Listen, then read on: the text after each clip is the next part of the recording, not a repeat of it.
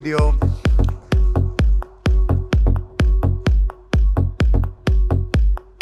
The number of times I've tried ambushing Aparna at restaurants is not even funny, but now I found a great chance. Please, Aparna, please take a seat.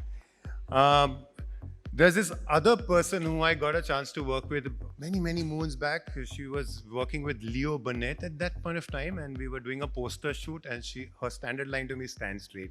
What are you doing? Stop being an actor. Just stand straight." And we met us shoot our poster. And over the years, she's become this prolific filmmaker. She started with Neil Bhatte Sanate, has made one of my personal favorite films. Have you all heard of this film called Bareilly Ki Barfi? Give it up for Ashwini Iyer Tiwari joining us. Come on up, Ashwini Iyer Tiwari. Gosh, I took you way long back, didn't I? Very long back. We have another powerhouse who's coming straight on the heels of, making this successful show called Rocket Boys and also this successful film called Chatterjee. Ladies and gentlemen, somebody who likes Parsis, and because of that, I like her. Monisha Advani, can we have you on stage, please?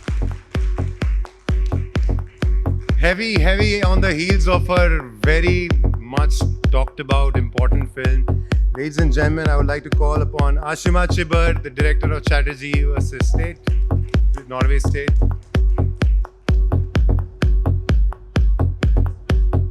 देखो जो next आ रहा है ना उसके लिए मैंने कुछ खास लिखा है just so that I can be in her good books.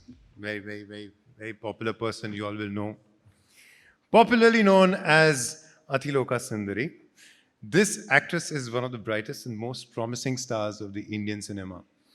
She has navigated her journey at her own terms across all languages of India, working with the biggest stars across. We are pleased to welcome none other than Ms. Rakul Preet Singh.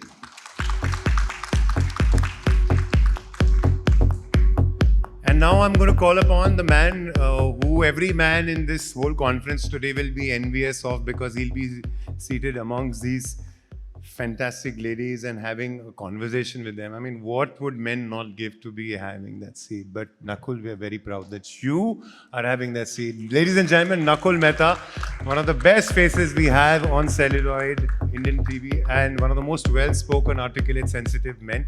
ये इसने मुझे बोला था ये बोलना. अभी आप लोग देखना ये सेशन के बाद ये खरा उतरता है कि नहीं. Nakkul, how envious am I of you right now? Personally, at least. I don't know about the other men, but congratulations. Have a great session. Ladies and gentlemen, she leads. A very good afternoon. I think post-lunch sessions are usually the hardest for everybody. We're struggling to sleep and sometimes just, having spent a busy morning. But please bring yourself some coffee. It's going to be an interesting session. I will try to speak minimum. And feel free to interject me, stop me, ignore me. I am here. I think Fcci Frames has been very kind. We are in this country, we're very used to having panels, right? And it wouldn't be surprising if you would have a panel of men speaking about women in filmmaking. But we went the other way and we said we'll get all these trailblazers and champions of storytelling and filmmaking, to really talk to us about it. And just so that no man cries foul, they threw me for representation, right? So, I really don't know how I qualify to do this. I'm someone who owes my career and any kind of sort of success or stardom to television, which again has been built because of amazing collaborations and partnership with some splendid women who have helmed and produced and written and directed all the work I've done on television, right? And very rarely do we get rooms like this, such beautiful rooms, where we can maybe take another half a minute and talk about them and champion them. So I'm just going to quickly name these people who've been like the reason I've had some kind of career. So starting from my first producer, Kavita Barjatia, to Gule Nagma Khan, to Ekta Kapoor, to my writers, Mukta Dhon, Nikita Dhon, Deepa, Sarita Tanwar, Yukti Anand, Harneet Singh, Fatima, Rohini ma'am, the bunch of amazing trailblazers. And from those trailblazers to these, right? I'm going to start off by telling you about, I'm not telling you, all of you know it, film students here, film appreciators. From the days of Raja Harishchandra, right, Indian cinema's first film where the female characters were portrayed by all men, to today having a number of incredibly powerful women who now lead our stories. Indian cinema has come a long, long way, right? We've always been OTT, over the top, but mercifully, a lot more women influencing creativity right at the very top exists today. And it's not to say that we did not have women early in the business. The first powerful superstar boss and studio boss and superstar in Indian cinema was in fact a woman, Devika Rani. And she was not only the biggest star of her times, but she gave the industry some of the biggest legends, Madhubala, Dilip Kumar, Ashok Kumar, and of course, Madan Kumar, man. You know what I mean. I didn't say it, it was a show Aparna made. So, yeah. Even outside the Bombay talkies, there was someone called Fatima Begum, who was India's first director. And actually, forget first woman director. She was the first genre director. She made a fantasy epic film called Bulbule-e Paristan way back in 1926. And who can forget the fearless Nadia? The cult action films she gave us. So today I'm just very honored to sit with a few fearless Nadias of our times, the Bulbule-e OTT stans of our times, the Devika Ranis of the Indian film, television, and entertainment industries. We have with us the wonderful Aparna, Ashwini, Monisha, Rakul, and Ashima. Thank you for joining us today. Thank you so much.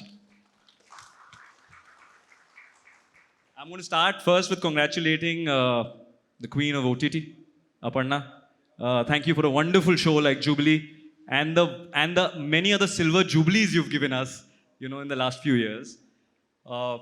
It has been a fascinating journey, for you from being a creator yourself, a storyteller, to now a studio head who is empowering other storytellers and other stories.